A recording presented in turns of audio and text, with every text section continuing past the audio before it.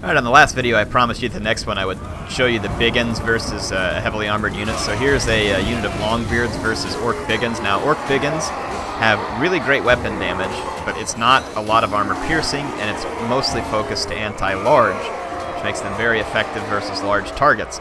But even against heavily armored large targets, sometimes they struggle a bit because they don't have, like I said, a ton of armor piercing. Now, I do believe that anti-large bonus of 8 becomes armor piercing, basically, but it's still not an overwhelmingly armor-piercing attack. Now, they have decent armor-piercing damage for a unit that isn't specifically listed as armor-piercing. And you can see that the Biggins themselves only at 50 armor versus the Longbeards at 95 armor. Let's see what this fight looks like. And it doesn't matter who wins or loses. This is mostly just to see what kind of condition both units are in at the end of the fight. You can see that it takes a pretty good while for the Biggins or the Longbeards, either one, to kind of hack their way through this fight. The Longbeards are going to have superior leadership and probably defensive stats. The Biggins are going to have better attack and weapon strength. Yeah, look at the 48 melee defense that on the Longbeards there. That's significant. My initial guess would have been that the Longbeards win this fight. Again, look how long the fight plays out for, too. Getting close to 4 minutes.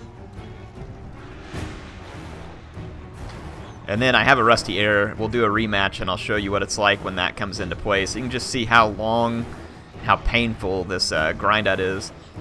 So the Biggins did win. I guess the damage did it for them there. Their 42 damage is what overcomes. They have 38 attack, too, versus only 30 on the Longbeards. And then the Longbeards have quite a bit less weapon strength. So that's one of the big things. And then the charge bonus. The Orc Biggins win on the charge.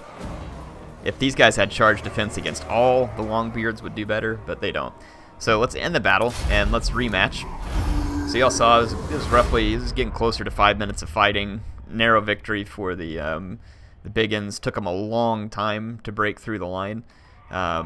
Again, though, but you saw the performance of that unit versus, say, like a Savage Orc. Now, yes, the Savage Orc costs more, but sometimes people just don't think to take Biggins versus Dawe because Biggins are not specifically anti-large, or specifically anti-infantry, so sometimes people maybe underestimate their value in an infantry fight, and they're pretty good in the right scenario for their price. They're pretty good.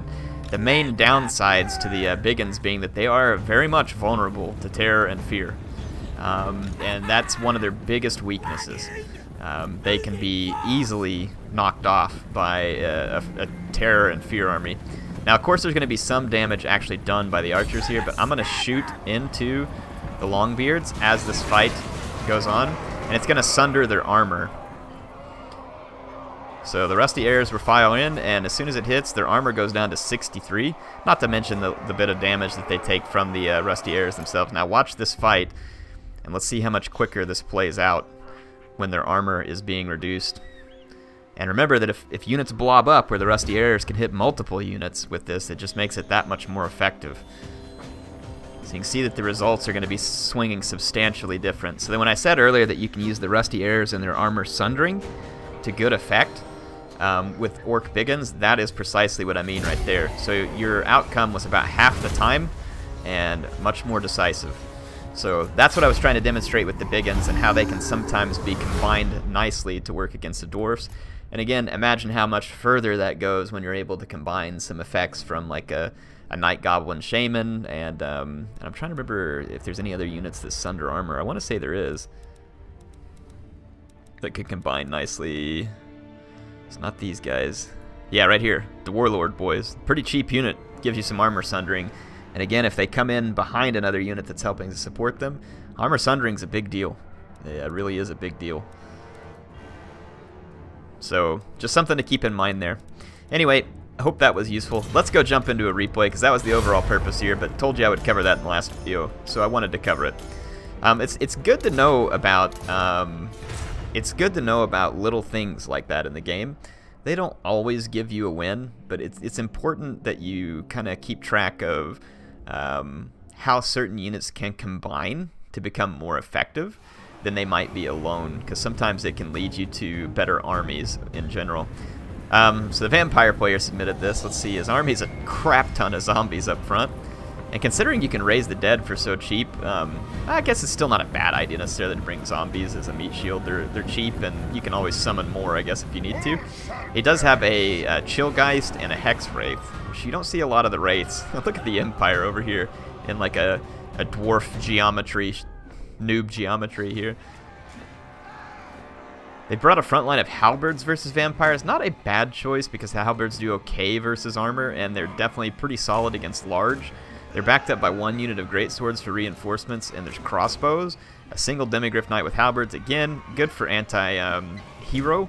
And then there's a general with 2 empire captains. So basically this empire player has really gone cheap on infantry and gone heavy on the leaders, and then this demigryph knight here. So there's a lot of potential execution power, and when I say execution, I mean literally executing and killing like heroes on the Empire side with the flyers and stuff. You got Vlad here. This corpse cart, or yeah, the necromancer and the corpse cart would get killed very, very quickly from a combined charge of these 3 flyers, and it's pretty hard to miss a big corpse cart, so it would be a pretty quick blow. Cairn Wraiths too, so a lot of ethereal units here. No magical attacks, so to speak, from the Empire. There is a net, but magic damage does a lot more to the Cairn Wraiths. But none of these units specifically have magical attacks.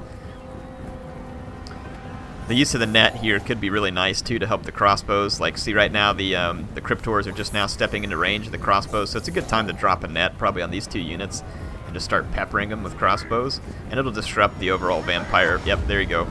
Player read my mind, but he only got 1 unit. He could have, if you cast it on the ground by using alt, he could have gotten both these units, but still better than nothing.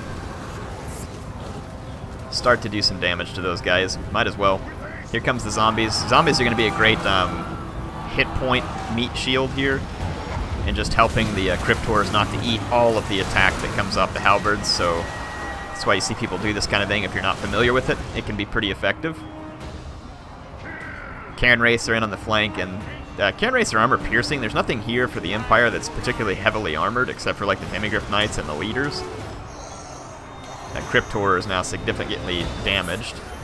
And where there's no Cryptor here to support the zombies, of course, as one would expect, they fall apart pretty quickly. The Chillgeist and the other Hex Wraiths are not coming in from behind. See what happens with the demigryph knights. Demigryph knights can shut down Hex Wraiths in a big, big hurry. But they get charged, and they didn't have a counter charge. So the Chillgeist get a very nice rear charge here, and then the other Hex Wraiths got a nice charge back here.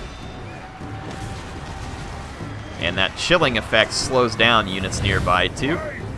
So, see, the Chillgeist are just staying engaged back here, maybe trying to break infantry along with the zombies. Now they're going to pull loose. You see that they took a nasty charge from those Hex Wraiths. And now the Hex Wraiths are going to pull out, so the demigryph knights will do a little damage to them on the way out. And then the flyers have landed back here on these Cryptors. They summoned a unit of zombies, and then Vlad's going to come in. But like I said, that's probably not going to play out. The corpse cart... Is it dead? Where's the corpse cart? Alright. I think they got the corpse cart because I don't see it here, but I don't see a dead corpse cart anywhere either. So I'm not sure exactly what happened to the corpse cart. Chillgeist are getting beat up on pretty bad by the demigryph knights, so they're going to flee away. Yeah, I have to assume the corpse cart got killed. I was kind of hoping to find the remains of the corpse cart to try and validate that, but it is what it is. So you can see the Empire troops suffering to the terror over here, and terror definitely caused by Cryptors. So that is a risk of bringing cheap troops. The Hex Wraiths also cause terror along with the Cairn Wraiths. So definitely a big problem. If you're going to bring cheap infantry, they have to be backed up by leaders. So the Empire loses this entire flank. And the Chillgeist continue to do their work on this flank, and you can see that the leadership is pretty close over here to faltering. Vlad is over here fighting an Empire captain, while the general of the Empire gets back to flight. But at this point, so much of his army's been wrapped up, it's going to be hard for the general of the Empire to turn around anything here. Once the Cryptors get rolling, it's kind of hard to turn around that roll. This Chillgeist, 34 kills, not too bad. I almost think the standard Hex Wraiths have done better here. 64 kills. Hex Wraiths do flaming attack? Since when? Talk about never noticing something important. That's crazy. I had no idea that Hex Wraiths did flaming attacks. So some of the crossbows have regrouped, and the net of Ammontok here did trap quite a few units, but it wore off. So not a whole lot else going to happen here. There's Demigryph Knights here desperately trying to turn the situation around, but there's just too many vampires at this point. So other than quickly destroying the corpse guard, which I have to assume happened, you would think it would be pretty easy to spot the remains of a corpse guard on the ground. So I don't know if I'm just playing stupid or if I'm struggling here. Yeah, right there in front of me. So stupid was the answer. So as expected, the corpse guard probably fell apart to the first charge, even though I missed it. But Vlad von Karstein, a little bit harder to do that to him. He's a smaller target, and he regenerates really fastly, so you can't always get like a quick, basically one-hit charge with flyers on Vlad, so that's always a risk if you're going to try something like that against Vlad, and he can summon zombies and other units to try and make himself more slippery. And in this case, there's a lot of terror-inducing units, and the Empire just did not bring a lot of units that are good against terror, and it hurts. Even great swords are not immune to terror, so that's something you got to remember with the Empires. Your units are pretty vulnerable to terror attacks. Now, there's certain Empire units that can induce terror, like the Royal Outlaw Griffites, and the Empire or Franz or Boris up on their Griffin. They can induce terror, so they would be immune to it. Flagellants, I believe, are unbreakable, so you wouldn't have to worry about it there, but I don't think Flagellants are typically a great pick versus the vampires. Some people like them. I've never had a lot of success with it. So you definitely have to be aware of that terror issue whenever you're playing against the vampires. Lots of vampire units have terror. Bringing cheap units like this sometimes can seem appealing because it lets you have a stronger leadership or support core, but it can be a very dangerous decision. I love Hex Wraiths. They're one of the coolest looking units in the game. Look, I'm just floating around chasing all these guys. And these Hex Wraiths have definitely gotten some good play in this game. Got a really clutch charge on the Demigryph Knights. Look at the Griffin in here after the Hex Wraiths. Hex Wraiths are going to go for the Great Swords, which is a good call. Great Swords are going to take a lot of damage to a charge from Hex Wraiths. I don't assume that's a fight that they really want to be in as Great Swords. 100 and... hang on, how many kills is that? Yeah, Hex Wraiths picked up a lot of kills here. Picked up a chevron and about 140 kills roughly by the time the battle's going to end. Some of the Empire troops are coming back from routing, and even some of the Demigryph Knights who still have most of their unit models despite their health being gone. But vampires are all up here in a blob. Vlad probably has healing spells. Maybe not. It could have been on the Necromancer. And if so, then that is kind of a loss. But look at the Hex Wraiths. I thought they were just going to come in and go for it without their whole army here. They're like, whatever, we don't need the army. Empire captain's getting swamped by Hex Wraiths now, and I think that the general's going to come in here and try and help out. Yeah, probably better for the Hex Wraiths to get away from that general of the Empire. I think it's pretty much a wrap-up operation at this point, so you can see the vampires now kind of just moving in a big blob formation, and why not? Because there's no archers. When the archers are gone, you don't have a whole lot of reason not to blob up. Demigryph Knights getting in here and causing some decent damage. Look at these Hex Wraiths, or the Hex Wraiths. These guys have barely been touched. Like, their hit points, I'm not even sure they've ticked off any. So the Hex Wraiths, like, completely untouched, both with like almost, or roughly 50 kills each. Hex Wraiths are a unit that some people use, some people don't. I'm kind of torn on whether or not I really feel like they're useful. They do have the terror. I like using them in campaign. I find them a little bit harder to use in multiplayer, but that terror, and they're a little bit quick as a flanking unit. But you just have to be very careful. Like Thorgrim Grudgebearer, he will take out a unit of Hex Wraiths in such a hurry if he gets a hold of them. Same thing with Hex Wraiths. Anything that has really big attack and magical attacks, say like a Grail Knight, for instance, they will just decimate ethereal units, and you definitely have to watch out for that. In fact, I can give you a quick demonstration of that too, just for fun. Let's go back over and I'll just show you, like I said, so this is why you got to be careful with ethereal, whoops, wrong one. with ethereal units, because they seem like a lot of fun, and they are, and they definitely look cool, and there's definitely a purpose for certain ones if you can get them in and use them for that purpose. Cairn Wraiths are pretty expensive though, and I just want to show you what happens. Take a old Thorgrim Grudgebearer here, and he doesn't need any special abilities. The demonstration will still be quite valid. So you see it gives me 0 chance on the power bar, and it is 100% correct. So Thorgrim Grudgebearer has really high attack, and all of it's magical. So it's like 450 damage or something that he does, and it's magical melee attacks. And now I do magical attacks too with my Cairn Wraiths, but it don't matter none, because Thorgrim is not ethereal. And remember, ethereal units have 80% physical resistance, not magic resistance. So magical attacks go straight through to their already low hit points. Hit points are low because they have so much physical resistance, so they had to balance them in properly. Look at that charge from Thorgrim there. 2 hits in, and we're almost down to half health. For a whole unit, mind you. 3 hits puts us to half health. Let's let Thorgrim get another hit in. There goes the 3rd hit. We're below. Or sorry, 4 hits. It's going to be like 5 or probably about 6 or 7 hits, and this whole unit's dead from Thorgrim. Look, he's already got 27 kills.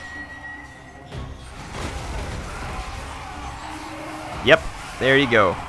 So, ethereal units plus magical attacks equal terrible results. So, Thorgrim picked up 32 kills in like about 6 swipes. So, keep that in mind when you're using ethereal units. But fun to see the ethereal units there. I think they're kind of a cool hallmark unit of the vampires. And not only to the vampires, because Clan Angren has them too. And they can be a lot of fun. How do you all like to use ethereal units? What's your favorite use of them? Do you prefer to use them against certain factions or in combinations with other units? Curious to see what you all think. Hope you enjoyed the battle. I did. Appreciate my viewer for sending it in. Thanks to MSI for sponsoring the build that I'm recording this with. Appreciate their help in that regard. And I appreciate you, my awesome viewer, for coming and watching. And I can't wait to see you soon with more online battle action, streams, campaign, and all that fun stuff.